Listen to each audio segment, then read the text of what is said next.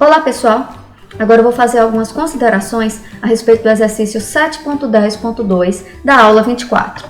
O exercício é do livro Curto-Circuito, do Geraldo Kinderman. O exemplo 7.10.2 pede para calcular a corrente de curto-circuito monofásico terra situado a 70% da linha de transmissão BC. As principais dúvidas que os alunos me reportaram a respeito deste exemplo foram a respeito das bases do sistema e do teorema da explosão de fontes. Então vamos ver. Primeiro, o nosso sistema elétrico possui 4 zonas de tensão. Existe a zona de tensão do gerador 1, 13,8 kV. Existe a zona de tensão da linha de transmissão BC e CE. Na zona 3, nós encontramos um outro transformador, abaixador, que agora trouxe para um outro nível de tensão. E a zona 4 também possui uma outra classe de tensão. Portanto, nós temos 4 zonas de tensão neste sistema. E que tensões são essas às quais o alimentador está submetido? Primeiro, zona 1, que é a barra do gerador. Nos dados do problema, a tensão nominal do gerador é 13,8 kV. E no exemplo, não diz nada a respeito da tensão de operação do gerador. Então, se não for dito nada, então nós vamos assumir a tensão nominal do gerador como a tensão de operação. Portanto, eu considero que na barra A, nós estamos com a tensão de 13,8 kV. Passei pelo transformador e cheguei na barra B. O transformador é um transformador que possui relação de transformação, que vai de 13,2 para 138 kV. Isso significa que ele tem uma relação de transformação, que eu chamei de αβ, de 10,45. Entretanto, o transformador ele vai de 13,2 para 138 e não de 13,8 para 138. Portanto, na barra B, visto que o gerador está operando a 13,8, não é possível que a barra B esteja a 138 kV, posto que a relação de transformação agora será de 13,8 vezes 10,45. E então, na barra B, nós estamos com a tensão de 144,27 kV, assim como na barra C e na barra E. A barra D passa por um transformador cuja relação de transformação, que eu chamei de αβCD, vai de 13,2 para 138. Ou seja, é o contrário do transformador que está entre as barras A e B. Portanto, se aqui tem 144,27, aqui terá 13,8 kV. Essas são as tensões em que o sistema está operando. E por fim, a zona 4. Para chegar na barra F, a tensão de 144,27 kV passou por um transformador cuja relação de transformação vai de 138 para 18. Portanto, é de 0,1304, o que fará com que 144,27 kV virem 18,82 kV.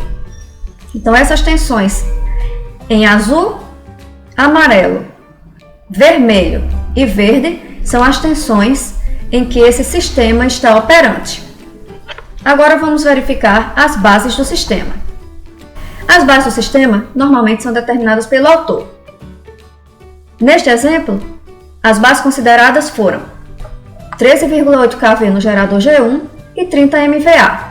Nós sabemos que a base de 30 MVA ela vai ser igual para todo o sistema, mas as bases de tensão elas atravessam a relação de transformação do transformador.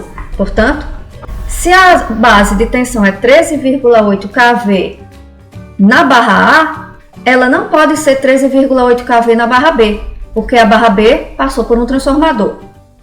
Então, a base, ela atravessa ou ela respeita a mesma relação de transformação do transformador. Portanto, para a zona 1, como a tensão de operação do gerador é 13,8 kV e a base é 13,8 kV, a tensão em PU do gerador 1 é 1 PU. A zona 2. Para chegar na tensão base da zona 2, nós vamos passar a tensão base da zona 1 pela relação de transformação, que é 10,45. Portanto, a tensão base da zona 2, que vai englobar as barras B, C e E, vai ser 13,8 vezes 10,45 e, portanto, vai ser 144,27 kV, que é exatamente a mesma tensão com a qual o sistema está operando. Para a zona 3, nós vamos passar a base de 144,27 kV pela relação de transformação do transformador, que é 0,0956. Portanto, a tensão base no motor será 13,8.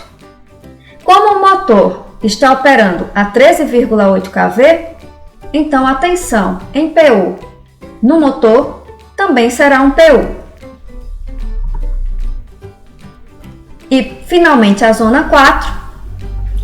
Para chegar na zona 4, a base de 144,27 kV vai atravessar um transformador cuja relação de transformação é 0,1304, fazendo com que a tensão de 144,27 kV seja igual a 18,88 kV. Portanto, a tensão base na zona 4 ou no gerador 2 será 18,82 kV. E já que o gerador 2 está operando em 18,82 kV, e não em 18 kV como seus dados nominais, a sua tensão em PU será também igual a 1. Essas bases estão calculadas no início da resolução do sistema. A base para a linha de transmissão, a base para o gerador 2 e a base para o motor. E a base para o gerador 1 foi especificada no início da solução do problema. A outra dúvida que surgiu foi em relação ao teorema da explosão de fontes.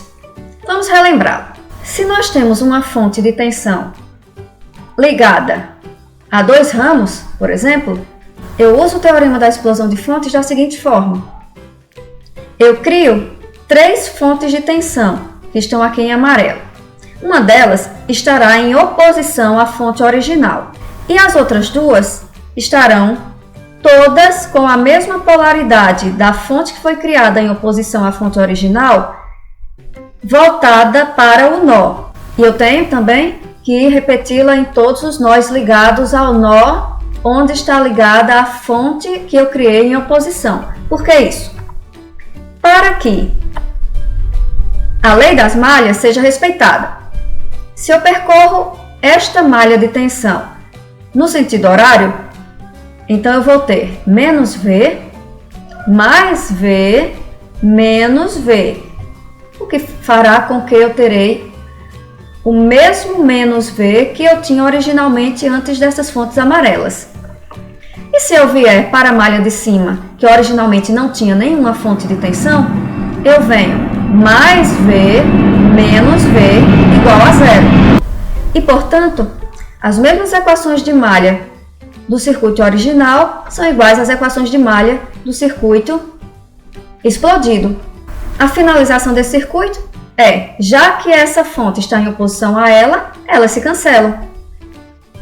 E sobrevivem apenas estas duas. No nosso exemplo, foi feito exatamente o contrário do que nós fizemos agora. Nesse exemplo aqui, nós temos uma fonte e nós explodimos em duas. No nosso exercício, nós temos 3 fontes e nós transformamos em uma. Então, como se deu? Eu vou seguir um procedimento contrário ao que eu fiz aqui. Eu tinha essas 3 fontes aqui. Então, eu precisava que no nó auxiliar eu criasse as 2 fontes em oposição. As 3 fontes, a do motor, a do gerador 2 e a do gerador 1, estão todas com a polaridade negativa voltada para este ponto.